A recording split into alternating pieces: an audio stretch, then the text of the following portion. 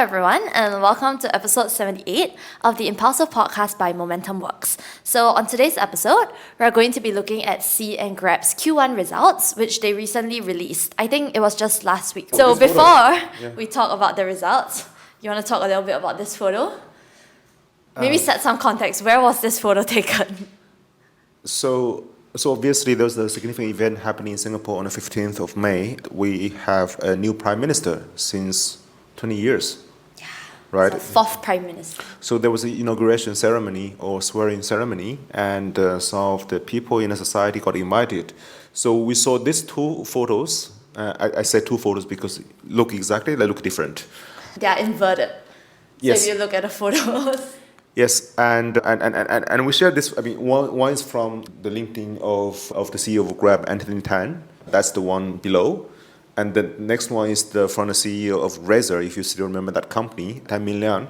So that's on the top. I don't know why these are inverted. I think some of them are they cropped? They're not cropped. They're not cropped. They are exactly the same. They are exactly the same, just inverted. Okay, cool. So the three people probably representing the tech sector. They went to the swearing ceremony, and of course they took a nice selfie together, Wi-Fi together. We shared that in our community. There were lots of comments. One person from China on who these three people were. They said, "Are these three property agents?" I can see why though, based on the outfit. Yeah. So the shirt and the ties. So we asked him. I mean, if you see the three in the street, which one do you buy from? And which one would you approach to talk to? He said, obviously the one in the center, because his fake smile is so professional. The perfect capitalistic smile. The other two look too genuine, right? Look very genuine. Yeah. And so basically we'll come back to this picture later, but yeah. So let's go back to the earnings. So maybe we'll start taking a look at some of the highlights from Grab's latest earnings in Q1. So first, looking at their revenue growth, their revenue grew by 24% year on year. And of course, their mobility MTU has also been growing steadily, right? So this is actually a new metrics that they've been reporting. Previously, they've only been reporting MTU. I think they're still reporting MTU for the overall, yes. But they try to highlight the mobility MTU, and as you can see, it has been recovering from the pandemic. I think this came from like Q4 to when there were still lots of incentives, there was still lots of growth. And of course, the pandemic hit in Q1, Q2? Q1. So I think Q1 is when the pandemic hit, and Q2 was when all the lockdowns started. Yeah. And of course, end of 2021, this is when things started recovering.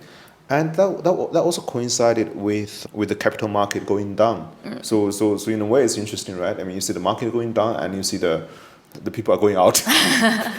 More people are going out. And of course, in Q1, they grew by 3% QOQ. But of course, I mean, there were a lot of events happening in Q1 in Singapore as well, right? We had several concerts and all, which I think Grab, I'm not sure if Grab partnered with them, but I saw a lot of Grab ads happening around the concerts. For people coming, and obviously Singapore is a significant part of Grab's mobility business in terms of GMV. I'm not sure how much in terms of the user numbers, because it's a small country anyway. But I think for foreigners coming to Singapore, Grab is probably the only option that they can use, because what's the alternative? Gojek? Tada? I think Grab would also be the easiest to use, because for example, if they're Southeast Asian travelers, they would already have Grab. Yeah, and most people are probably not. I mean, most people from outside are probably not even aware of Tada. And they have ComfortDelGro and the Zip app, which is actually quite good in terms of the offline service, right? I mean, it always sends you a car. Yeah. The driver is likely to be sort of polite, etc. But the challenge is that for foreigners, it's actually quite difficult, because for one thing, we try to search for a place, and their map is so outdated. It's not easy. Yeah, you try to search for Changi Airport Terminal 1. Yeah. What comes out is the police station, I think. And Grab actually, now, I think they've implemented this a few quarters back, but for pickup points, they actually have directions for you on how you can get to that pickup point, which I'm sure is very easy for tourists. Instead, unlike the ComfortDelGro app, right? Yeah, I think in earnings call they specifically mentioned that part of the recovery is driven by tourism volume, and Grab is capturing that well. And something that's not mentioned is, I'm not sure if you've ever heard of a company called Split, Splyt. It's a company which helps provide API for service providers in other countries to plug into the sort of ride-hailing of a particular app. So Grab is embedded into that. So people in China, for example, like Alipay, like Ctrip, what else? I think there are some WeChat mini programs which are plugged into Grab, so people do not need to download the app. They can use their existing account. Oh, just to use Grab. Oh, that's very convenient. Yeah, so that brings them probably lots of volume. And I met lots of visitors from China, and they said, okay, I just use my Alipay, and I use Grab, and any other choice, they're not aware of it. Doesn't matter because it's not as easy to use as Grab. And also, when you look at MTU, which in Grab's case is defined as a monthly transacting users, I've checked the number in the earnings. It's 38.5 million now, so which has increased almost 30% from about a year ago, but it's still like 5% of the Southeast Asian population. Yeah, I think the last time we calculated it was about 5%. Yeah, it's still roughly 5%. Yeah. Because I think the population has grown as well. So there's still a lot of untapped market for them too. Yeah, that's why you see them doing lots of things like the saver program, etc., to basically tap into the people who are not that time sensitive but very price sensitive. Yeah. So I think another thing to look at for Grab as well is their financials, right? So I think they've seen pretty steady growth in their lending operations. So their total loans disbursed has grown quite a bit. They didn't give the breakdown about how much of that is productive loan. Not productive loan. The loans to merchants and drivers. Yeah. And how much of that is buy now pay later to consumers. But as I understand, I think both have grown quite a bit. And of course, not just the loans disbursed, right? When we look at their... So here we've compared their loans disbursed to their loan portfolio. Do you want to explain why we do that? Oh, this was just a nerdy exercise we did to try to figure out what kind of loans would form the majority. Because loans disbursed means that, how much loan you have issued to borrowers. A loan portfolio is more like a balance sheet item, right? At the end of the period, how much loan is outstanding, which is basically loan book. So based on this, we did some calculation. Roughly, the loan tenure for Grab's loans is about 2 months, which means that lots of loans are micro and sort of quick. So this is the typical like internet financing kind of loans. Yeah, you look at credit card. You do installment, it's 12 months, right? Yeah. So that business has been growing, yeah.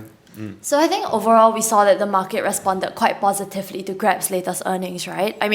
It's a relatively good set of results. They're growing steadily without burning too much extra money. But of course, I think the question at the back of a lot of investors' mind is when will Grab become profitable? Or will Grab even become profitable? Because at the net income level, they are narrowing their losses, but they are still not net income positive, right? But of course, in our apples to apples report, we've mentioned that there are different levels of profitability when we talk about it. So we look at adjusted EBITDA, and then we look at cash flow, and of course, eventually net income. So when do you think Grab will become profitable? Or do you even think they will eventually become profitable? I think that's a question which has been asked a lot. I do think they can become profitable. So if you look at the steady quarter-over-quarter improvement in all fronts.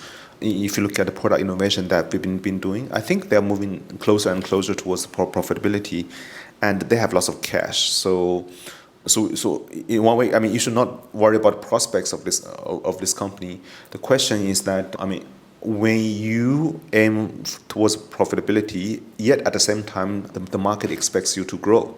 So how do you balance these two? And I do think that I think the management team knows what they are doing. Yeah. I think Grab, their management team has been very consistent since maybe last year, a few quarters ago. Yeah, they've been very conservative as well. Yeah, it's like they've kept reiterating, relentless execution and continuous operational improvement. And I think we are seeing that in their results, right, as well. I think good thing is that they really don't have strong competition. So in mobility, they have Gojek in Indonesia. Yeah. But aside from that, in most markets, they're dominating. There are 2 Russian players which are capturing the lower end of the market, InDrive and Maxim. Oh. But somehow I think Grab has been defending against them quite well. Yeah. So now maybe let's talk about the next company who also recently released their results, which is Sea Group. right? So, I mean, obviously, when we talk about C, normally we look at Shopee, and we see that their GMV and gross orders have been growing quite steadily over the past few quarters, as well as their revenue and take rate. So this is actually the first quarter in a while that Shopee has released their take rate, which is And interesting. it's actually increasing from the last 2 quarters. Yeah. Why do you think they've suddenly released their take rates? Because they feel confident about this number. And I mean, take rate is kind of tricky, right? So if you look at Q1 2023 on this chart, it's 12%. And of course, investors would expect them to increase that further. But they operate in an environment where I think many of the countries have a strong incentive to protect the MSMEs, the small and medium enterprises, and of course, if you charge them too high, and you have political backlash. So it's a tricky issue. And also, what happened in 2022 and 2023 is TikTok Shop has been very aggressive in growing the market and taking the growth away from Shopee. So obviously, to counter that, I think Shopee actually invested a lot in sales marketing, invested a lot into live, etc. So, but I think Q1 2024, they somehow regained confidence. I was listening to the earnings call, and they sounded happy. A little less stressed than they previously were. Yeah, one dynamic is TikTok Shop has been raising the take rate as well. So we will talk a little bit more about this later, right? But maybe first let's look at the SeaMoney's loan book as well. So this is the financial arm of Sea, right? And we see that their loan book has been growing pretty steadily as well. That's like 10 times that of Grab. What's the Grab's number? Yeah, because it's in billions. Grab's loans dispersed is about 483 million. Yes, and the loan book is 363 million. So this is essentially about like 9 to 10 times of that. Times. So this is a business which has been growing very well for the last 2 or even 3 years, I think. But it's a business which did not get much attention from the outside world. First, they talk about their digital financial services business as a whole, and probably most people would just refer to that as mainly payment. Yes. But their consumer lending business has become huge. I mean, if you look at the loan book, now it's $3.3 billion and 2.7 from their balance sheet. So that includes the money actually they own and the money which is deposited to them at one of the digital banks they own. So they are not taking as much leverage as Ant did with their lending business. That business was insanely profitable because they took leverage that banks are never allowed to take. But here you see that they are still controlling the pace a bit. I mean, it's not like going insane, but because they probably know that in the current market, if you grow it too big, your delinquency ratio or your non-performing loan ratio will probably go up. So they are engineering a fairly steady growth. And I think they made 500 million EBITDA or something from this business, and for a while it looked that it was going to overtake their digital entertainment business in terms of the cash generated for the group. But of course, I mean, the last quarter what we saw is that the digital entertainment business started picking up to recover. So interesting dynamics. Maybe there's some internal competition there. Which is good. Yeah, I think it'll be interesting to see over the next few quarters as well how this continues to grow. So we actually did a little poll on our Friends of Momentum Works group, right? When these results were out, asking people what they were curious about or what they wanted to hear from Janggan based on the latest earnings. And it seems like people are very, very curious on the competitive landscape, right? So, and specifically worried about TikTok right? Shop, and how they're going to change things. So I think two of the questions people were really interested in is one, is TikTok Shop giving up on overtaking Shopee? And secondly, is e-commerce in Southeast Asia worth the effort and investment for TikTok? And if you look at that, essentially they're the same question, right? I mean, it's the same question. Basically what people are trying to figure out is that what does TikTok or what does ByteDance, the parent of TikTok, really think about this market? Southeast Asia. Yeah. So I think we mentioned earlier that when we were looking at Shopee's take rate, that TikTok Shop has also been increasing its commissions, right? So this is a little screen grab from e-commerce, which is a very popular Instagram account for Indonesia. Sort of like tech news in Indonesia, tech right? Gossips, yeah. Tech gossip in Indonesia. They're pretty good at digging out information, yeah. Yeah, so they said, so basically the screen grab says that TikTok Shop sellers and admin fees actually increased up to 6.5%. This was in, I think this is in this was announced 3rd May. Yes, and we've also seen that in Singapore and Malaysia as well, the take rates have been rising, right? We have also been looking at data scraping services, and what they have been tracking on TikTok sales volume had been relatively stable in the first quarter, which means that they didn't really push for aggressive growth. Why do you think they've been increasing their commission? Do you think they felt like they've been burning too much money in Southeast Asia?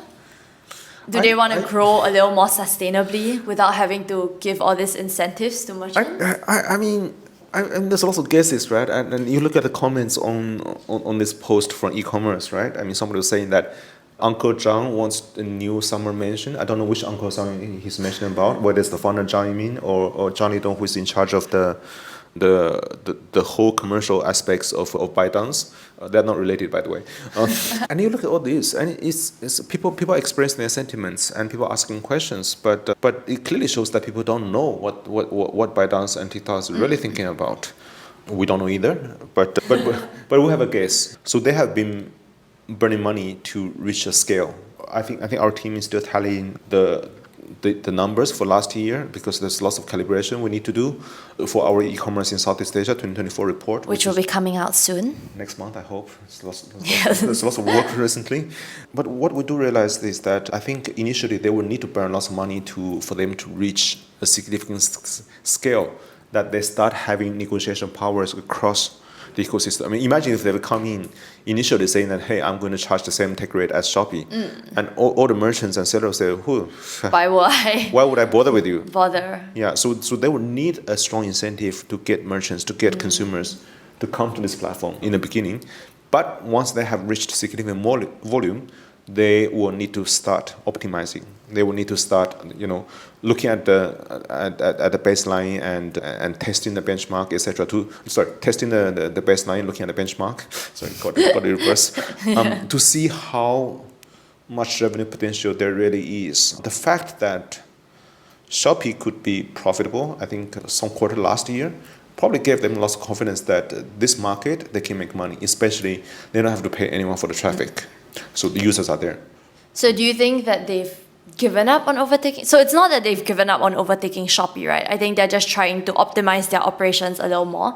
And this is a little graph that we did last October in our TikTok shop report, where we looked at, and then of course we have the revised projection as well, because there was that whole TikTok shop sort of ban in Indonesia, and then they merged with Tokopedia. We don't have the latest predictions after the merge, but it will be in our we're working on upcoming actual numbers, so you will see that next month. But I don't think they want to give up, but I do think that ByteDance is a large organization, and how you set the KPIs for managers for them to operate in the market will probably matter a lot. If your KPI is only top line, grow GMV at all cost, you're probably not set for something sustainable. Yes. But if your KPI is, okay, I want to grow the GMV, but I want to limit the burn or to a certain level, or I want to not burn at all. So that forces the managers to think about creative solutions to improve the experience, to actually work with sellers and an ecosystem to provide a better customer experience. So this seems to me what they are doing. Just creating a more sustainable way to grow, and of course at the same time optimizing their operations for the customers and merchants as well, right? And of course, I think you said before, Shopee has shown that they can be profitable, which of course gives TikTok the confidence that Southeast Asia might be worth the investment, right? So this was in our 2023 e-commerce report. We did a sort of market sizing for how big the market is in Southeast Asia, and it's about $99.5 billion US dollars. I'm not sure. Preliminarily, do you think the market should have grown a little, right? The market has grown, yeah. So, but of course, we know TikTok Shop also has plans to expand to other regions, right? They are looking at, I'm not sure if the US is still on the market, it's probably not, but Europe? US is a big focus now. And as I heard as of earlier this week, they actually postponed some of the launches in Europe to double down on US. On US. But with the TikTok US ban, whenever. But that's what you see in the headlines. Yeah, I was like, is that would that be something that would be of? I imagine that would be something that would be of concern to them. Of course, that's something of concern to them, and of course, it's something that they've been working very hard to lobby, to take legal actions, etc., etc. But if they started doubling down in the US, as what I heard from sellers and an ecosystem, probably means that they have some reasonable confidence that they have bought more time. And of course, if with this more time, they become more significant in terms of scale, and they have better negotiation power. So this is probably their calculus. Whether this calculus is right or not, whether the assessment is right or not, I mean, that's an entirely different question, right? Because we know that before the Indonesian ban, before the current bill was floated, they were not aware of it. So I think one question one of the participants of our upcoming live commerce immersion also asked, now that TikTok Shop is kind of doubling down in the US and planning on its expansion in Europe, how much focus would they actually put on Southeast Asia?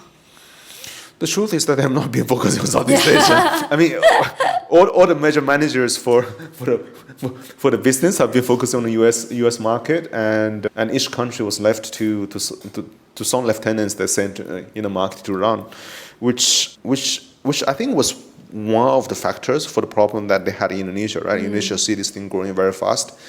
And they realized there's nobody in charge they could talk to. Of course, they're worried. I mean, from an authority's point of view. But I think TikTok has learned their lesson. So now they have a professional team dealing with the government relations, which are not entirely hard locally, and they have some central coordination for TikTok Shop per se. But again, that team would help free up the time and resources of the key managers to focus on the US market. So let's see how their sort of raise and take rate, etc.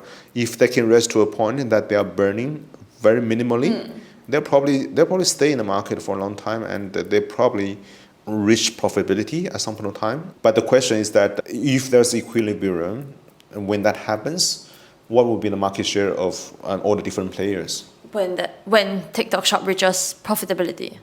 And also at the end of the day, I mean, I don't know why people are not worried about Temu. because you don't see them, right? I was like, because they're only in 2 countries in this region. They're in 66 countries now across the world. Yes, and only but in Southeast Asia, it's Malaysia, Philippines? So basically something which is currently small, therefore you're not worried about it. I mean, you don't know what they're doing at the back. You don't know what they're planning, yeah. You don't know what they're planning, but if you don't see them being big, you're not worried about that. I think that sounds like a dangerous thing, yeah. yeah. As a consumer though, I am hoping that Temu would enter. So of course, I think we've done an episode about this where I think we were talking about Shopee's Q4 results when we talk about, does Shopee have a moat? And this is something that we see them working on as well, right? As they defend against competitors like TikTok Shop, and maybe they are preparing for Temu's entrance. We don't know. But one of the ways that C Group is kind of hoping to deepen their moat is through Shopee Xpress. So this is their in-house logistics service. And of course, they deliver now over 50% of Shopee's orders in Southeast Asia and over 70% in Brazil. And of course, the benefit of owning their own logistics, first of that gives them sort of better negotiation power over third parties, and that helps lower the price. And the second is that it ensures consistency in terms of service levels, right? I mean, which initially everyone said Shopee Express service level was bad, but I think they have been improving along the way. And Shopee has a relatively small cross-border business, and a lot of focus on that cross-border business is also focused on fulfillment and logistics, ensuring good customer experience.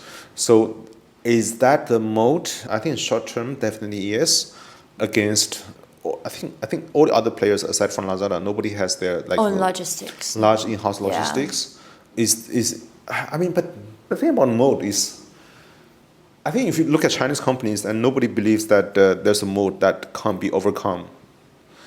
Yes. People's sense is that quite often when you try to build a moat, your objective is to make this deep enough so others find it not worthwhile. Too costly to attack your city, then they go attack someone else. So, it's a decent strategy. Of building a moat. It's the only strategy you can take. Yeah. But there might always be someone who just thinks it's worth the effort, and then they'll enter. So that's why they've been trying very hard to guess what TikTok really thinks. But, yeah. Yeah. So when we talk about Shopee Express, one of their biggest competitors in this region is J&T, right? Jen is a publicly listed company, yeah. Yes, so we also went in to look at a little bit of their financials. So their average daily parcel volume has also been growing quite steadily over the years, right? From in Southeast Asia, now it's like 11.3 million parcels, and this is per day. This is per day. Per day, Yeah. which is very high. It's quite significant. So obviously one factor in Q1 2024 is TikTok Shop went back live in Indonesia. But I'm not sure how much of this 11.3 million orders are with TikTok Shop. I mean, if it's too much, then there's probably a strategic problem, right? In the future, whether TikTok Shop wants to build something on their own, which I don't think they want at the moment because they want to focus on the US. Yeah, I was like, probably not anytime soon, right? Yeah, so yeah, maybe yeah. now, like maybe just a partnership between TikTok Shop and JNT is the best way for them to going forward. And then one thing for all the third-party logistic players is that, I mean, if the market continues to grow in a way that you have 2 or 3 big platforms which dominate all the volume, and how much negotiation power logistic companies will eventually have.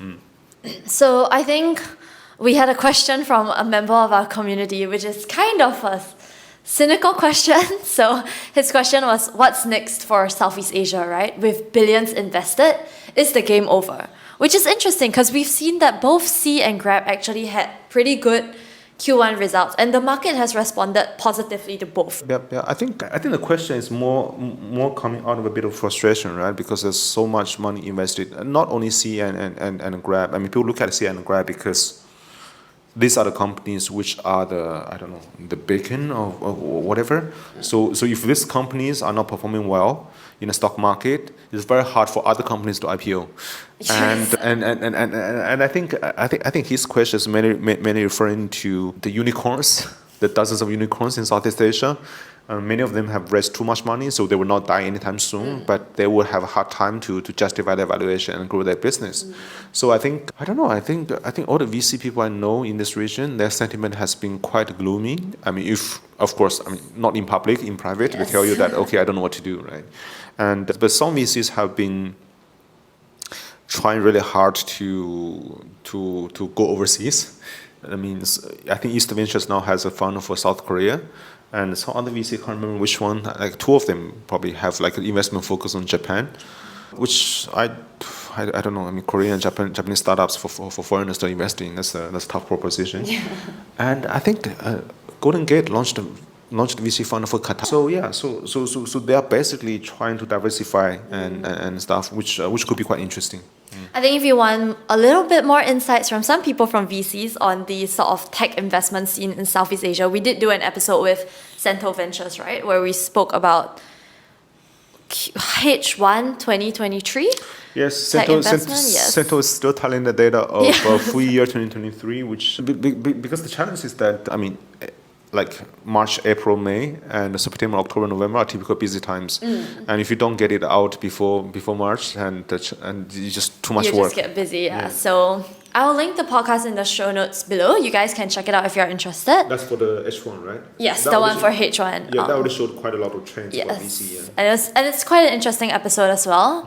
We promised we'll circle back to the photo. This came from a friend. We're debating about amongst these 3 and who is the happiest. And obviously nowadays people use ChatGPT 4.0 extensively. So somebody just chucked this photo into the chat and asked who is the happiest, and the answer says, based on the image, it looks like the person on the left is the happiest as he has the broadest smile among the 3 individuals. So the person on the left is Grab. It's like left is this is left, right? So it's Anthony. That's right. Yeah. Yeah. But anyway, so I do think that the worst for tech in this region have gone, and I think that the leading companies are recovering, and of course there are still challenges along the way. But I think looking at the smiles they have, they're probably confident to that the worst is over. The worst is over. Them, yeah. But for the other unicorns, time will tell. Yeah. We'll see. So I think that's all for today's episode. Thank you guys for tuning in to another episode of the Impulso podcast. We hope that you guys enjoyed today's episode. And if you did, do like our podcast and follow us on Spotify, Apple Podcasts, or your preferred podcast platform to stay up to date on the latest happenings and trends in tech, new retail, and the broader digital economy. Bye.